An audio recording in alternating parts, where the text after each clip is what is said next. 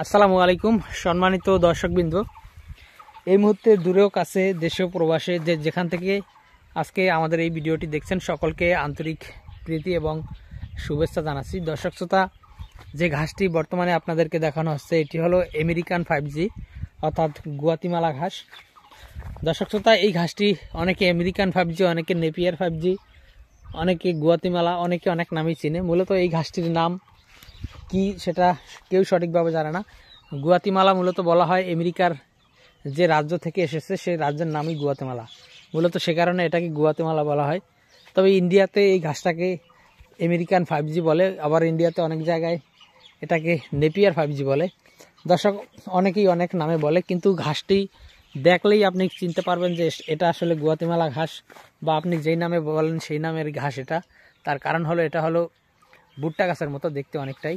দেখেন এদিকে এই যে বড় জারটা, ওই জারের সামনে যে ঘাসগুলো রয়েছে সেগুলো কিন্তু প্রায় 9 মাস আমাদের জমিতে রেখে দেওয়া, এবং প্রতিটি জারে 100টির উপরে চারা রয়েছে, এবং প্রতিটি ঘাস আপনার 12 থেকে 15 ফিটের মতো লম্বা হয়েছে। আর এই ঘাসগুলো হলো 2 মাস আগে কাটা, অর্থাৎ এখানে কাটা হয়েছিল, কাটার পরে 2 মাস বয়সে এই ঘাসগুলো হয়েছে। দেখেন এই যে এখানে যে ঘাস রয়েছে এগুলো কাটার পরে 2 মাস বয়সের ঘাস। দর্শক, এখানে যেই ঘাস রয়েছে এখানেও যথেষ্ট ঘাস রয়েছে, তবে এখানে উচ্চতা প্রায় 6 ফিটের মতো লম্বা রয়েছে। তবে গুয়াতিমালা ঘাস যেই পরিমাণে আপনারা ইউটিউবে শুনেছেন বা দেখেছেন যে একটি ঘাস একটি গরুর জন্য যথেষ্ট, তবে এই 2 মাসের ঘাস একটি ঝাড় একটি গরুর জন্য কিন্তু যথেষ্ট হবে না। আপনার একটি ঝাড়ের ঘাস একটি গরুর জন্য যদি যথেষ্ট করতে হয় তাহলে অবশ্যই গুয়াতিমালা ঘাস 3 মাস সময় কাটতে হবে। দেখা যায় এই ঘাসটির বয়স 2 মাস হয়েছে, আরও 1 মাস পরে এখানে যে ঘাস রয়েছে তার থেকে আরও দ্বিগুণ ঘাস এখানে হবে। তার কারণ হলো প্রথম 2 মাসে যা হবে লাস্ট 1 মাসে তা হবে।